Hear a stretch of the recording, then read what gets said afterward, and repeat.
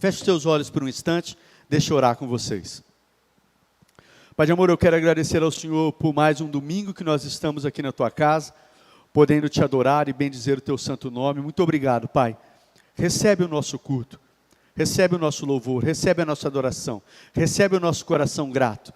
Mas também pedimos ao Senhor nessa hora, fale conosco através da tua santa e bendita palavra.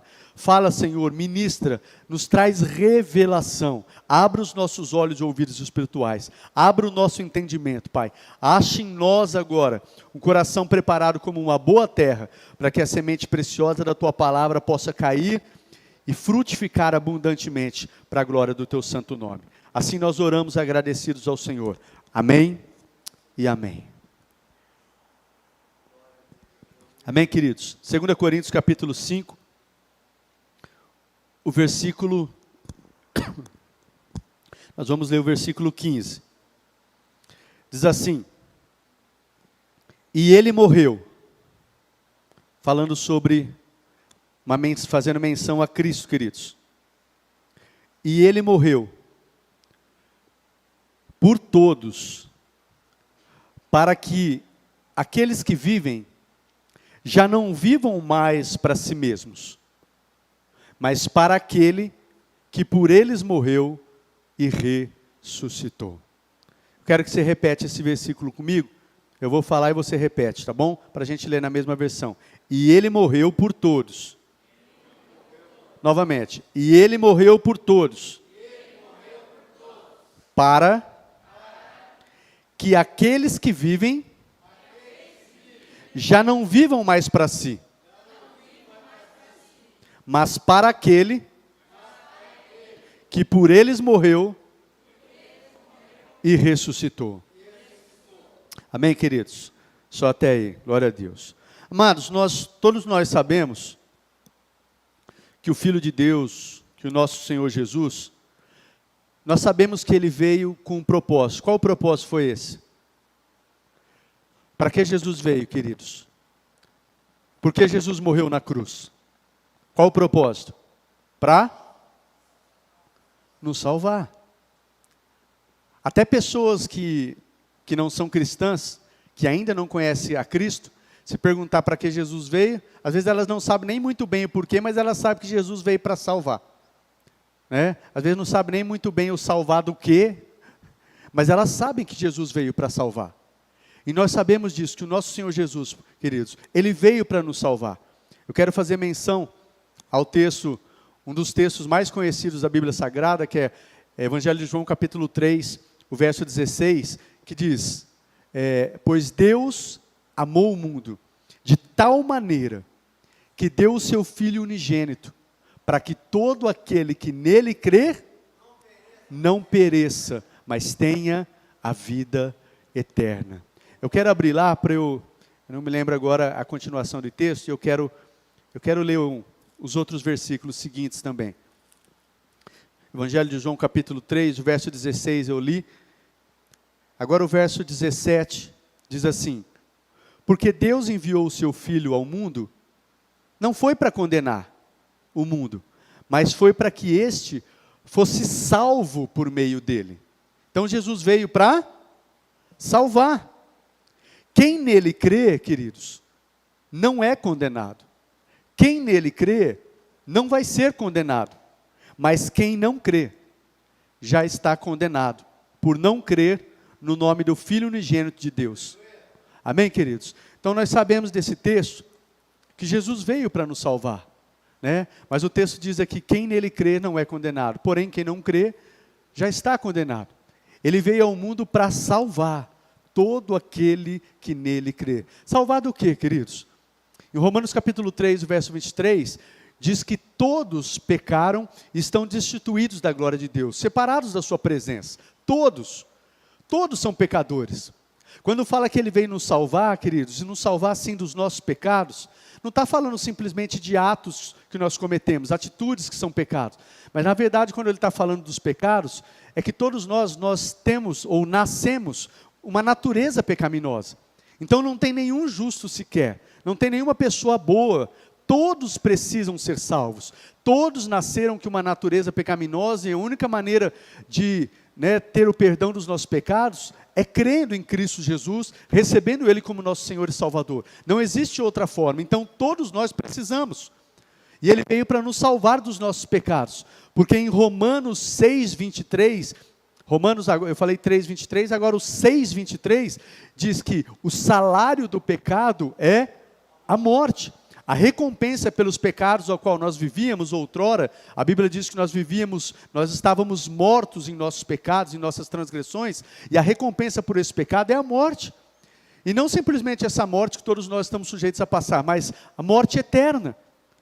A segunda morte, que é viver eternamente separado de Cristo Jesus. Todos nós estávamos predestinados a essa morte. Mas porque aceitamos a Cristo como nosso Senhor e Salvador, Ele nos salvou. Por causa do seu sacrifício, Cristo nos salvou dessa morte, né? Dos nossos pecados que nos conduziam à morte. Amém, queridos? Então, quando fala sobre o propósito da vinda de Cristo, mais uma vez, como eu disse, as pessoas sabem que Cristo veio para salvar.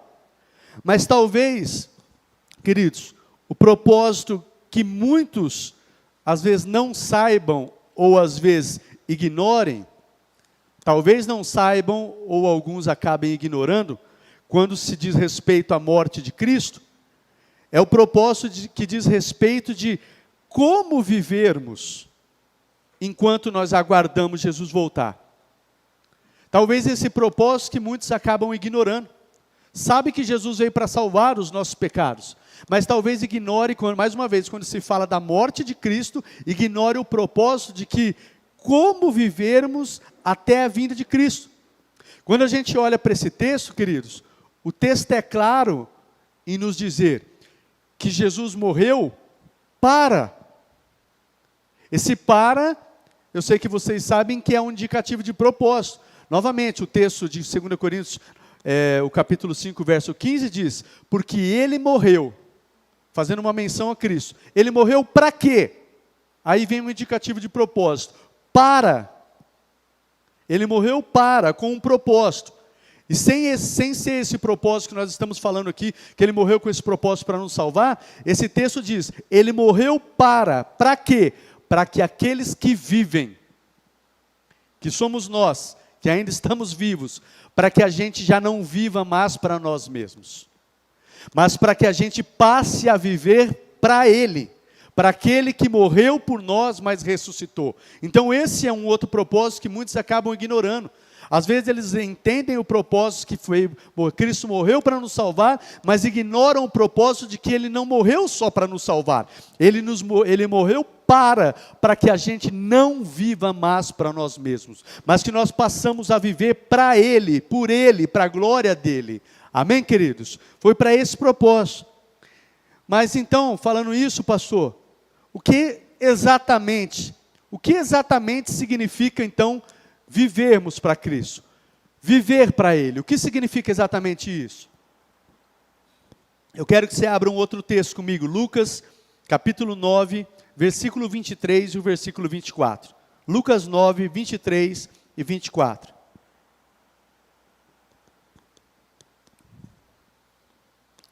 Diz assim, Jesus dizia a todos, se alguém quiser vir após mim, negue-se a si mesmo, tome diariamente sua cruz e siga-me.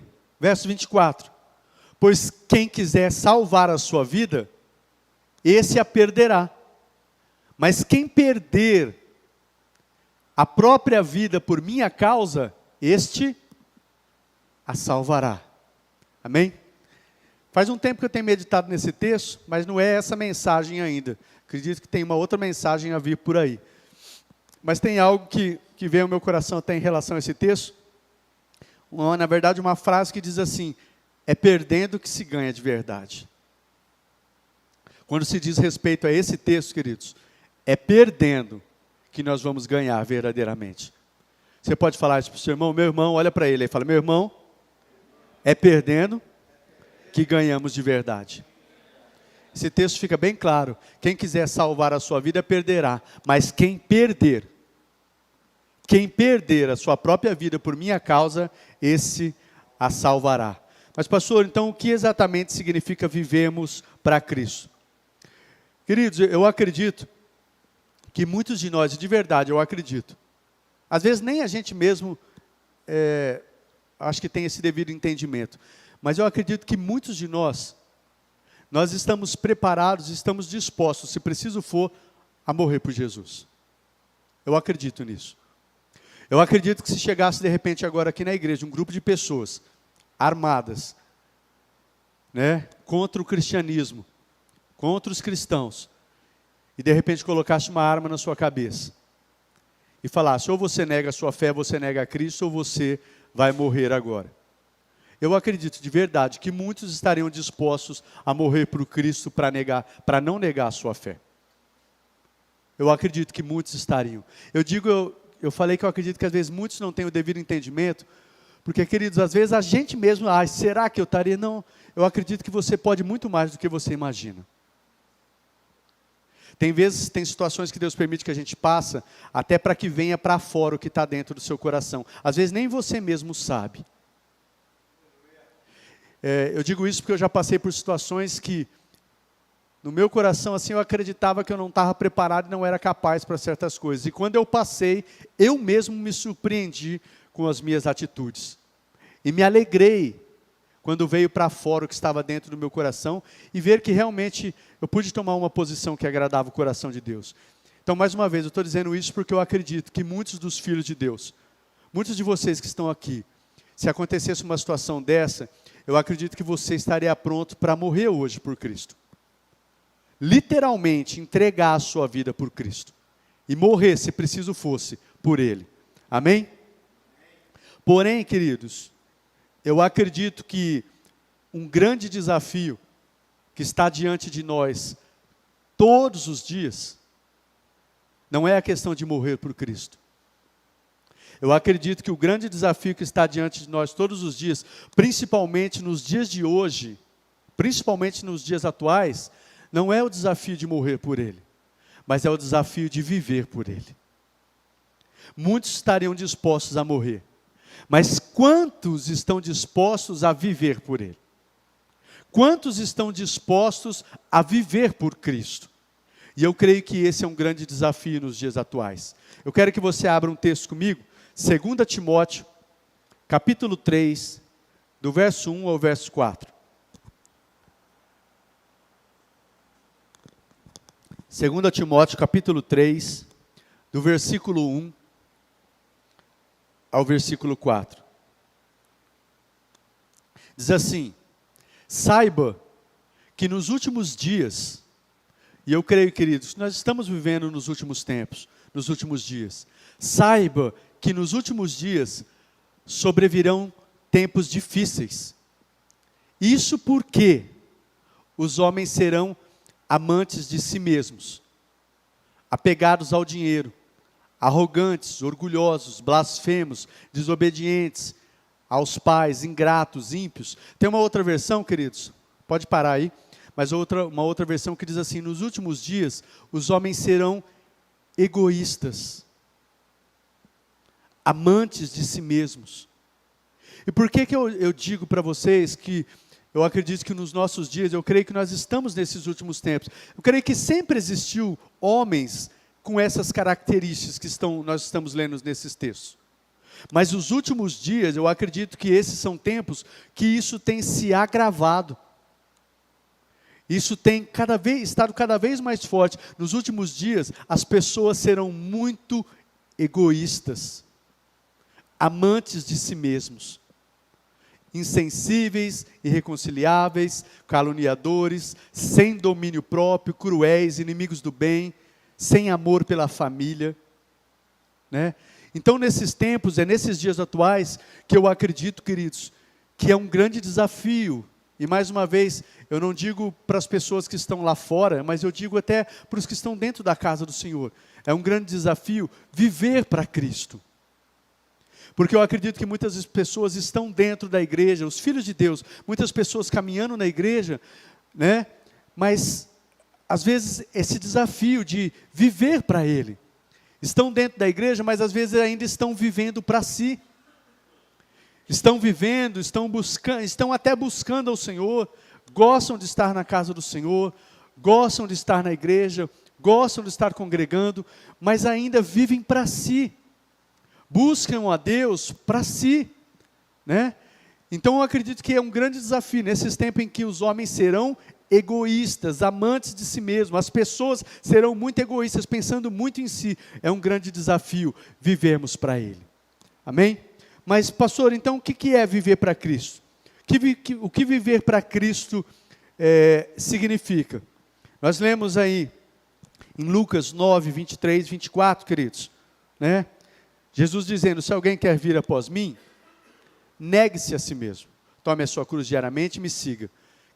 Pois quem quiser salvar a sua vida vai perder, e quem perder a sua vida por minha causa, é esse que vai ganhar. Então, queridos, viver para Cristo, significa negar-se a si mesmo. E negar-se a si mesmo significa a gente não viver mais para as nossas vontades. É não viver mais como você acha, como você pensa, como você acredita, mas Ele morreu naquela cruz para que hoje você passe a viver para Ele. Mesmo que isso desagrade a você, mesmo que isso desagrade a sua família, seu marido, sua esposa, seus filhos, seus parentes, mesmo que isso desagrade. Sabe, queridos, parece bobagem dizer isso, mas eu já vi inúmeras pessoas tomando certas atitudes, no que diz respeito no que diz respeito ao reino de Deus, a fazer coisas para Deus, pessoas tomando atitudes preocupadas mais em agradar a sua família do que agradar a Deus. E eu não estou falando de crentes, eu não estou falando de quem não é crente. Pessoas que às vezes elas estão dispostas a fazer de tudo para não desagradar um parente, né, um marido, a esposa, um parente distante. Ai não, são meus parentes, meus amigos, o que eles vão pensar? E aí às vezes eles preferem tomar alguns tipos de atitudes que desagradam a Deus, mas não desagradam o seu parente. Sabe? Então, queridos, nós precisamos mudar isso. Jesus morreu para que Ele seja também o Senhor da sua vida. Ele seja o dono, e dono significa, é Ele que tem o domínio, é Ele que controla, é Ele que rege a sua vida, não é mais a sua vontade, os seus desejos. Amém, amados? Em segundo lugar, o que é que significa então, pastor? Viver para Cristo, e esse é o tema da mensagem, vivendo para Cristo. Em segundo lugar, o que significa viver para Cristo? Eu quero que você abra em Gálatas 2:20. Gálatas 2:20.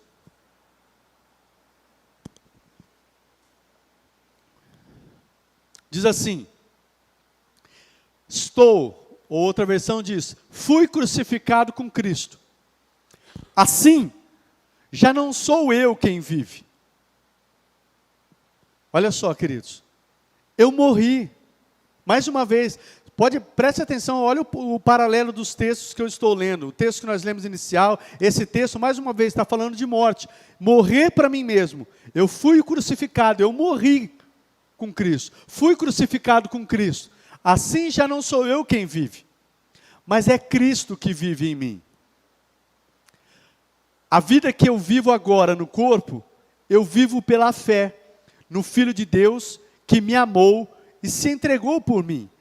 A vida que eu estou vivendo agora, o que eu vivo agora, a vida que eu vivo nesse corpo, agora eu vivo por Ele, para a glória dEle, é para isso que eu vivo. Mas eu quero pegar nesse texto essa parte que fala, a vida que agora eu vivo no corpo, eu vivo pela fé.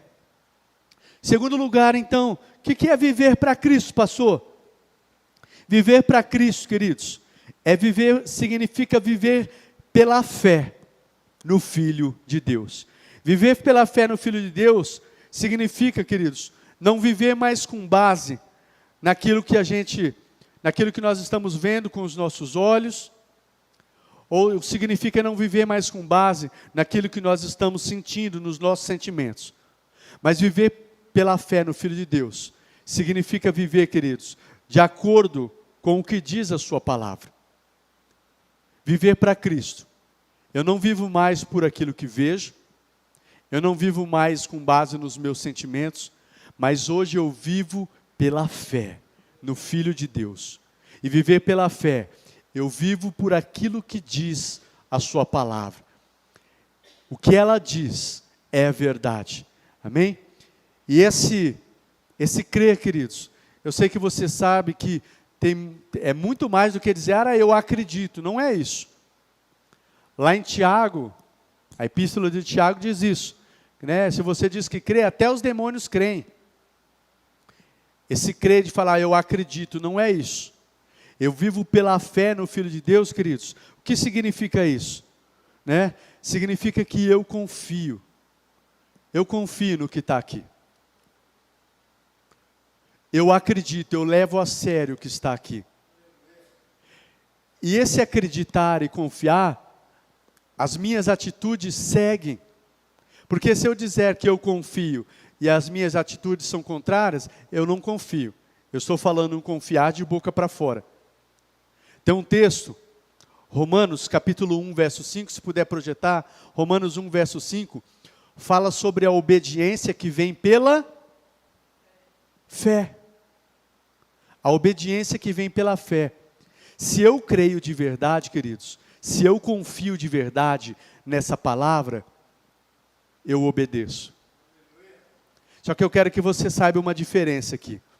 Simplesmente obedecer, às vezes obedecer, ou simplesmente obedecer, não significa que eu tenho fé. Ué, como assim, pastor? Parece contraditório. Quero que você preste atenção. Simplesmente obedecer não é um indicativo, simplesmente não é um indicativo que eu tenho fé. Porque eu posso obedecer alguma coisa que me fala, sem estar confiando naquilo plenamente, sim ou não? Eu posso às vezes obedecer a algo que nós ouvimos até aqui uma palavra preciosa hoje no Tadel, o Tiago trouxe, sobre uma liderança que exerce uma liderança no poder e uma liderança com autoridade.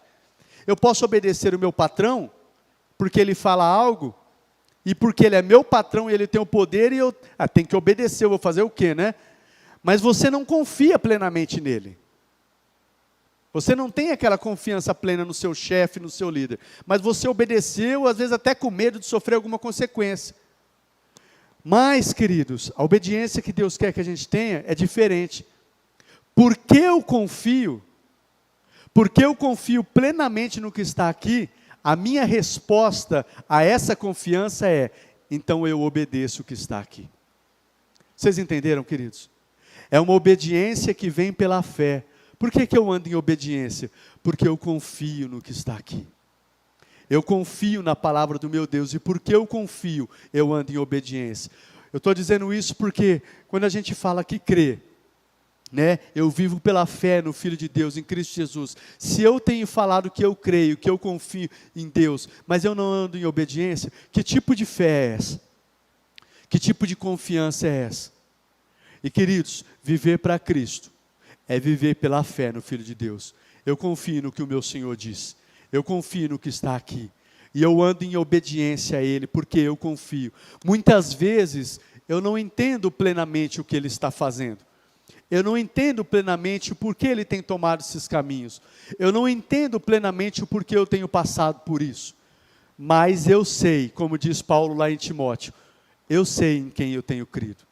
E eu confio nele, eu confio plenamente, cegamente, eu me entrego. Se ele fala, vai para a direita, eu vou para a direita, vai para a esquerda, eu vou para a esquerda, fica, eu fico, vai, eu vou. Por quê? Porque eu confio, porque, como diz mais uma vez, como diz Paulo lá em Timóteo, eu sei em quem eu tenho crido.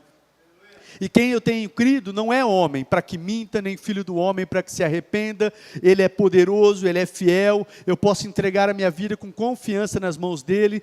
Quem eu tenho crido, eu sei que Ele tem o melhor para a minha vida, os planos dEle ao meu respeito são os melhores, Ele é todo poderoso. Eu sei que tem muitos poderes aí malignos, coisas que podem fazer mal aos homens, mas eu sei que nada e ninguém é mais poderoso que o meu Deus, e se eu estiver debaixo das mãos dEle, em obediência a Ele, eu tenho plena convicção que eu posso descansar em paz, que nada e ninguém pode me tocar, praga alguma, maldição alguma chegará à minha tenda, porque eu tenho andado em obediência. Por quê? Porque eu confio nele. Eu confio, eu sei que Ele me ama, eu sei que Ele tem o melhor para a minha vida, e a minha resposta é, por isso eu obedeço. Um exemplo disso, eu acho que eu até citei há tempos atrás numa das pregações, é o nosso pai da fé. Quando se fala de fé, Abraão. Se você for ler o texto de Gênesis capítulo 22, você vai ver esse tipo de confiança. Quando Deus chega e fala para Abraão, Abraão, né? Diz que Deus põe Abraão à prova, vai para a região de Moriá, num dos montes que eu vou te mostrar, e ali você me sacrifica o seu filho Isaque, seu Isaque, seu filho, seu único filho, o filho a quem você ama, vai lá e faz isso.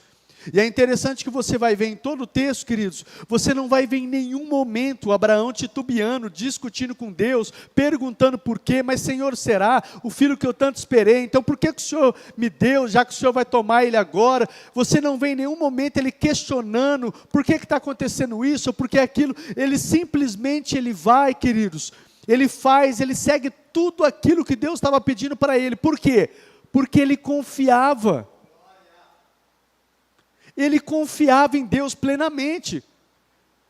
Ele não sabia, eu creio que Abraão não sabia ao certo por que Deus estava pedindo Isaque, já que através de Isaque a sua descendência seria contada. Através de Isaque, diz a palavra de Deus. Então por que Deus estava pedindo Isaque? Abraão, como se dissesse, eu não sei por quê, mas se ele está pedindo, ele sabe o que faz. Eu simplesmente vou obedecer, porque eu confio.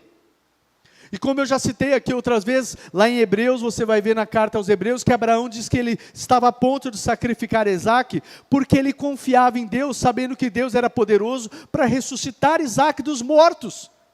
Então ele confiava porque ele sabia quem era o Deus dele, ele é poderoso, e se o meu Deus pediu isso, eu vou entregar totalmente.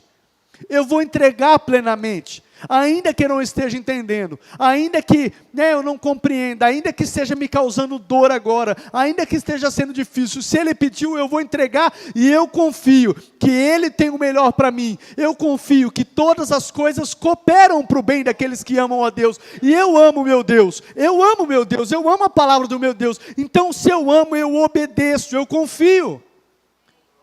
Amém, queridos? Isso é viver para Cristo. Viver para Cristo, queridos, não é simplesmente você frequentar a igreja. Você pode ser membro de uma igreja. Você pode estar na igreja todos os domingos. Você pode fazer parte de um ministério. Você pode conhecer a Bíblia um pouco, textos bíblicos. Você pode até ensinar a Bíblia. Mas viver para Cristo, queridos, é você confiar e você fazer o que está aqui. E você amar a Ele, você deixar abrir mão muitas vezes da sua vontade, e pode ter certeza que inúmeras vezes isso vai acontecer, abrir mão das suas vontades, desejos e coisas para fazer a vontade dEle. Amém, amados?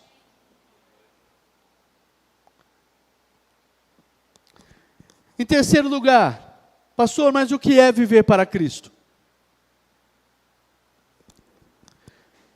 O que é viver para Cristo? Colossenses capítulo 3, verso 1. Ao verso 4. Colossenses capítulo 3, versículo 1 ao versículo 4. Diz assim: portanto, já que vocês ressuscitaram com Cristo, vocês morreram para si mesmos, para a sua vontade, para os seus desejos, e ressuscitaram com Cristo, dediquem-se às coisas que são do alto, onde Cristo está assentado à direita de Deus. Próximo. Versículo 2. Pensem nas coisas do alto, e não nas coisas da terra. Próximo. Pois vocês morreram, e a vida de vocês está escondida com Cristo em Deus. Quando Cristo, que é a vida de vocês, se manifestar, então vocês também serão manifestos com Ele em glória. O que é viver para Cristo, queridos? Viver para Cristo é você colocar o pensamento e manter o pensamento nas coisas que são do alto.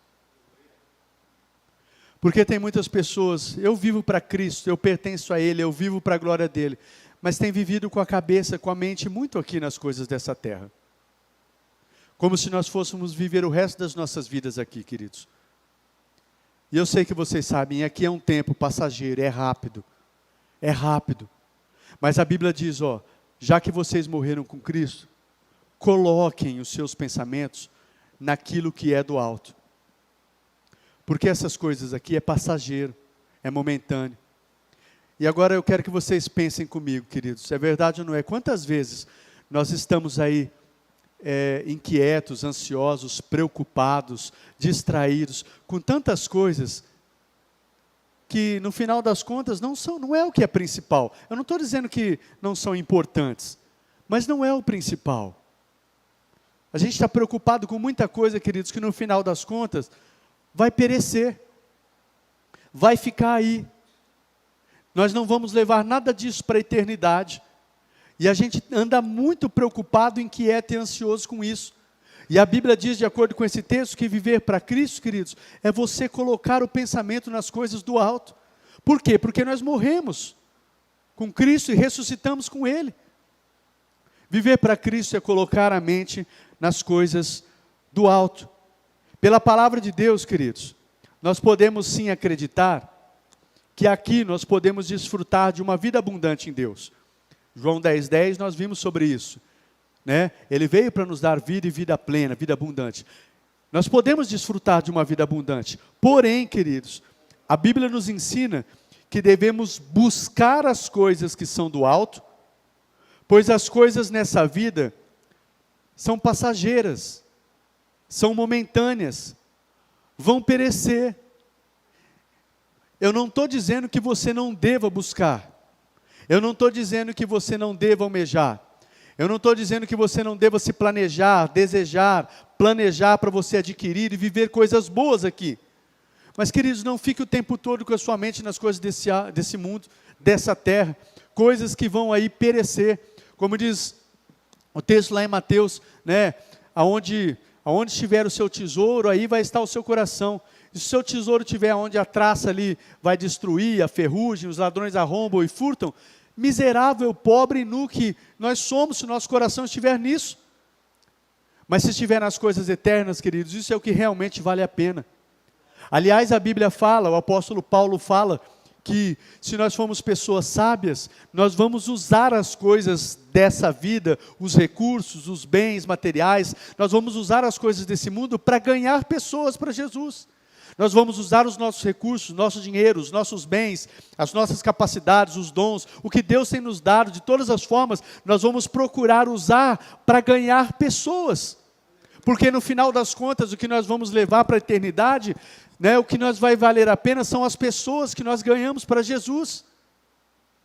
Agora você já imaginou, querido, se você viveu uma vida aqui boa, você até viveu bem, viveu com saúde, viveu com uma boa condição financeira, não teve muitos problemas, mas você chegar lá miserável, não apresentar nada diante de Deus, quem é que você ganhou para Jesus? Quem é que você levou para Cristo? Quantas pessoas você ganhou para Cristo? Quem você ajudou a ficar firme? Quem? O que é que realmente vale a pena, queridos? Chegar lá não vai valer a pena, não. Eu vivi bem, eu conquistei grandes coisas, grandes riquezas, poder, status, posição. Mas o que é que você fez com isso? Mais uma vez, eu não estou pregando contra isso. O que é que você fez com essas coisas? Além de desfrutar, que não, mais uma vez não é errado desfrutar, você fez o quê? Você usou isso como? Viver para Cristo, queridos, é você viver com o pensamento nas coisas do alto. E mais uma vez, como eu citei um texto aqui de Timóteo, eu acredito que nós estamos em tempos em que as pessoas têm sido tão egoístas. As pessoas têm vivido para si. E mais uma vez, eu estou falando dentro da casa do Pai. As pessoas têm vivido para os seus desejos, os seus prazeres, as suas vontades e às vezes as suas necessidades.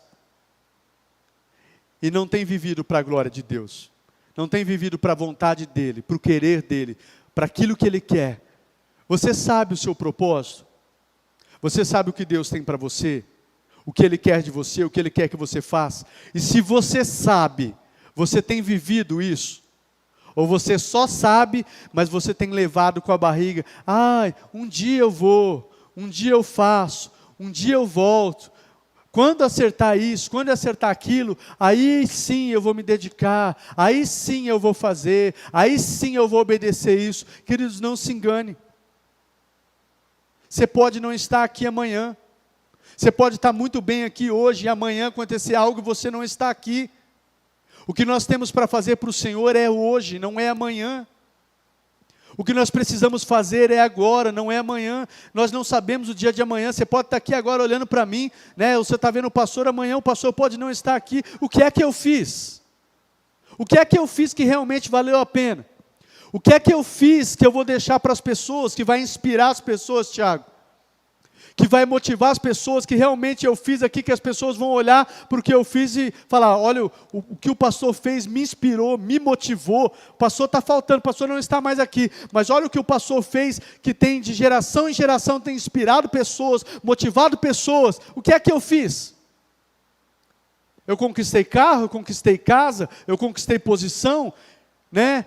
O que é que eu fiz que realmente tem inspirado pessoas e motivado pessoas?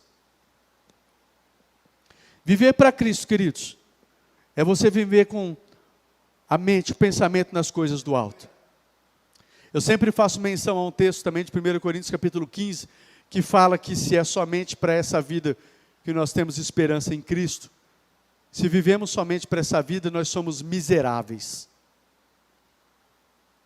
Ou seja, não significa que você não possa viver e desfrutar das coisas aqui. Mas se é somente para isso aqui, se você está esperando só as vitórias em Cristo para as coisas dessa vida, eu quero dizer para você, você é miserável, pobre, cego, nu. E em último lugar, para nós encerrarmos, Apocalipse 21. Apocalipse capítulo 21, do verso 1 ao verso 8.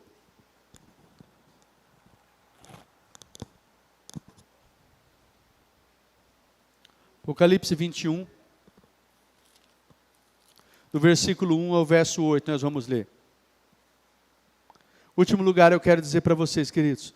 Aqui eu falei então três coisas, apenas três coisas, que eu acredito que existe muito mais, se nós formos aí examinar as Escrituras, mas três coisas que significa viver para Cristo. É negar-se a si mesmo, é viver pela fé no Filho de Deus, e é procurar viver com a mente nas coisas do alto. Isso é viver para Cristo. Mas agora eu quero encerrar dizendo para vocês, queridos, vale a pena viver por Ele. Vale a pena viver por Ele.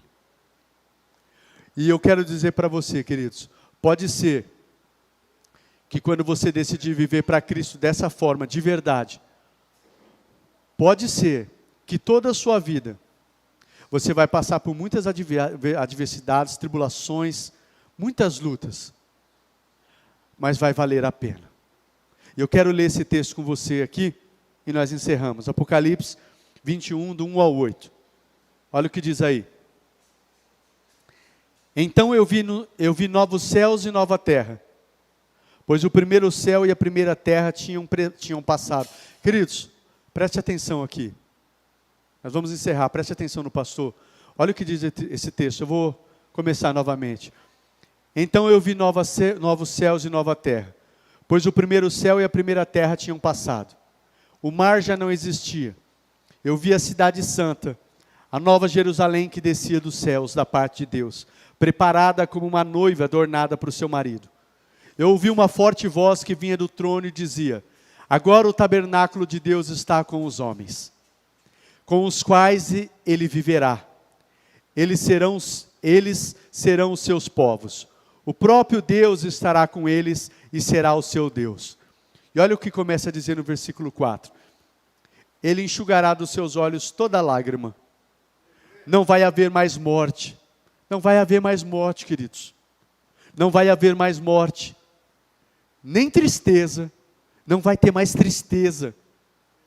Sabe, essa vida, por mais que nós sejamos abençoados por Deus, ainda tem morte. Ainda tem tristeza. Nós não estamos isentos disso. Mas a verdadeira vida que a gente vai ganhar, que é o que Cristo diz, quem estiver disposto a perder a sua vida por mim e pelo Evangelho, esse vai ganhar a verdadeira vida. E a verdadeira vida, queridos, é nós estarmos um dia com Ele, num lugar onde não vai ter mais morte, não vai ter mais tristeza. Ele enxugará dos seus olhos toda lágrima, não vai ter mais dor, pois a antiga ordem já passou. Aquele que estava sentado no trono disse: eu estou fazendo novas todas as coisas. E acrescentou: escreva isso, pois estas palavras são verdadeiras e dignas de confiança. Quem confia nele? Disse-me ainda: está feito. Eu sou o alfa e o ômega, o princípio e o fim. A quem tiver sede, eu darei de beber gratuitamente da fonte de água da vida. O vencedor, o que ficar até o fim, o que for fiel até a morte, o que viver para Cristo, o vencedor herdará tudo isso, e eu serei o seu Deus e ele será meu filho. Mas os covardes, os incrédulos, os depravados, os assassinos, os que cometem imoralidade sexual, os que praticam feitiçaria, os idólatras e todos os mentirosos, o lugar deles será no lago de fogo que arde com enxofre. E essa é a segunda morte. Queridos, nós vemos aqui algo tremendo, que a verdadeira vida que nós vamos ter com Cristo, seja o que for que a gente passe aqui, vai valer a pena, porque um dia nós vamos estar na eternidade, com um novo corpo, um corpo glorificado, onde não vai habitar mais o pecado, e não vai haver mais morte, não vai haver mais tristeza, não vai haver mais dor, Então seja o que for que você esteja passando agora por Cristo, porque você vive para Ele, para a glória dEle, para a vontade dEle, seja o que for que você esteja abrindo mão, seja o que for que você esteja renunciando, seja o que for que você esteja fazendo que está doendo e você está fazendo por Cristo, eu quero dizer para você, vai valer a pena. Em contrapartida, as pessoas que estão vivendo para si, as pessoas que vivem para a vontade dela, para os desejos dela, vivem como querem, são donas do seu nariz e rejeitam a Cristo, a sua vontade, o seu senhorio, infelizmente, o que vai aguardar essas pessoas é o que nós lemos aqui nesse texto também. É uma segunda morte, eternamente separados de Cristo, no lugar de tormento. Amém, queridos? Vale a pena viver por Cristo. Vale a pena viver para Ele. Com isso, eu quero dizer para vocês, a eternidade é o principal, sim. Mas aqui ainda, vale a pena porque aqui ainda, queridos, quando vivemos para Cristo, Ele tem grandes presentes, grandes vitórias para você. Segundo Samuel capítulo 2, verso 30, diz que Ele vai honrar aqueles que honram a Ele. E se você tem vivido para Ele, se você tem aberto mão, renunciado a algumas coisas por Ele, pode ter certeza que aqui ainda você vai receber. E na vida eterna e no porvir, você vai receber a vida eterna com Cristo Jesus. Amém? Eu quero encerrar com o último texto. Evangelho de João, capítulo 12, o verso 24 e o verso 26. Evangelho de João, capítulo 12, verso 24 e verso 26. Põe para mim, João 12, 24 e 26.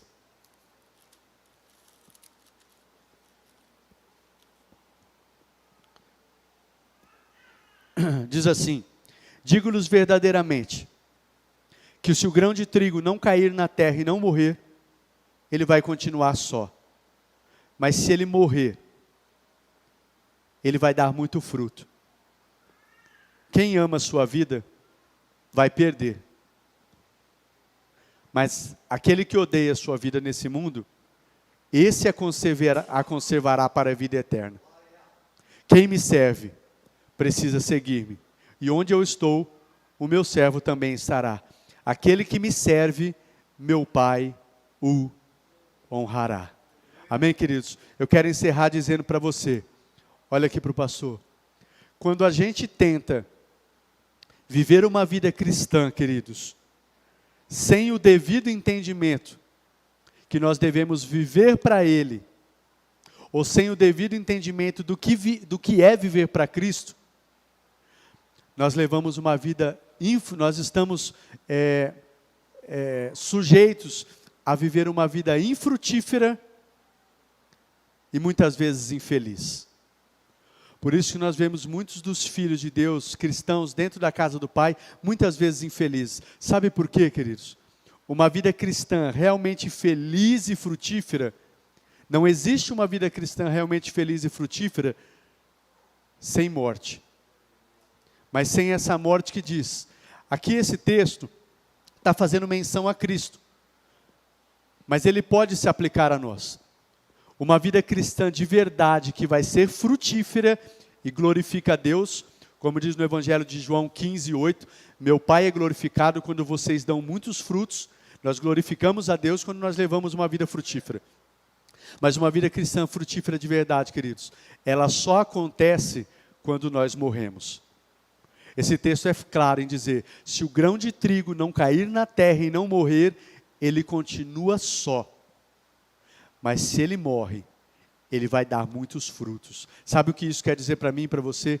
Queridos, quando nós tentamos viver uma vida cristã, vivendo para nós mesmos, para as nossas vontades, para os nossos desejos, ou pensando só naquilo que nos interessa, a nossa vida cristã não vai dar fruto. Agora, quando nós vivemos uma vida cristã, que nós morremos para nós mesmos, o grão de trigo cai na terra e morre, você vai ver como você vai frutificar. Como nós vamos frutificar? Quando nós morremos para nós mesmos, para a nossa vontade, para os nossos desejos, e vivemos para Cristo, nós vamos ser pessoas extremamente frutíferas e felizes, porque nós vamos estar cumprindo o propósito para o qual nós existimos, glorificar a Deus. Então eu quero encerrar dizendo para você nessa noite, querido, te convidando a viver para Cristo, a passar a viver para Ele de verdade. Não seja apenas de boca para fora, não seja apenas dizer que eu amo a Deus, eu amo a palavra, eu gosto, não. A minha vida, a vida que agora eu vivo no corpo, eu vivo por Ele, para a glória dEle, pela fé no Filho de Deus. Mesmo que isso, muitas vezes, me desagrade. A minha vida é viver para Cristo. Amém? Eu quero que você fique de pé. Nós vamos encerrar. Fica de pé. Glória a Deus. Feche seus olhos por um instante, deixa eu orar com você. Pai de amor, eu quero render graças ao Senhor pela Tua palavra, viva, poderosa e eficaz para mudar as nossas vidas. E como eu tenho dito, eu não quero apenas, Pai, eu acredito que os meus irmãos também, eu não quero apenas receber ensinamentos da parte da Tua palavra, da parte do Senhor, mas eu quero junto com os meus irmãos, eu quero realmente viver para o Senhor. Vivemos para o Senhor, Pai, para a glória do Teu santo nome. E sermos cristãos verdadeiramente frutíferos, que inspiram outras pessoas. Pai, que realmente inspiram outras pessoas a Te servir, a servir ao Senhor, a se render a Ti, em nome de Jesus. Pai, nós não queremos o Senhor apenas como Salvador das nossas vidas, mas nós queremos que o Senhor seja, sim, o nosso dono, o nosso Senhor. Pai, governe as nossas vidas, Pai, em nome de Cristo Jesus. Faz deste povo, em especial eu oro por esta casa, esta igreja. Faz desta igreja, Pai, uma igreja modelo, uma igreja, Pai, onde as pessoas realmente vivem para Ti, e as pessoas aí fora, as pessoas possam olhar para esta casa, para esses homens e mulheres de Deus, e ver realmente pessoas que amam o Senhor, que amam a Tua obra, que perderam a sua vida por Ti, Pai, em nome de Jesus. E isso vem atrair multidões para o Senhor, pois a Tua palavra nos diz, Pai, se o grão de trigo cair na terra e morrer, vamos dar muitos frutos. Então, se morremos para nós mesmos, para a nossa vida, para a nossa vontade, nós seremos, Pai, pessoas extremamente frutíferas. Em nome de Jesus, eu oro para que esse entendimento seja sobre os nossos corações. Eu oro por olhos abertos, Pai, pelo entendimento aberto. Eu oro por revelação, Pai. Eu oro para que essa revelação seja sobre as nossas vidas, Pai. Eu oro por esse entendimento sobre as nossas vidas, Pai, para que sejamos uma igreja crescente, saudável, sadia, como o Senhor quer, para a glória do Teu santo nome, para que sim, aqui ainda, desfrutemos das maravilhas do Senhor, sejamos sim honrados pelo Senhor, mas principalmente, Pai, estejamos numa eternidade com o Senhor, e sejamos aqueles, Pai, que vão ser instrumentos nas Tuas mãos, para levar muitas outras vidas à eternidade com o Senhor, em nome de Jesus, assim eu oro, e agradeço ao Senhor, Pai, para a glória do Teu santo nome, amém e amém. Você pode aplaudir ao nosso Senhor, queridos? Glória a Deus. Glória a Deus. Estenda assim as suas mãos. Deixa eu despedir vocês. Glória a Deus. Queridos, antes de Deus despedir, tem algo que eu já quero começar até a aplicar hoje.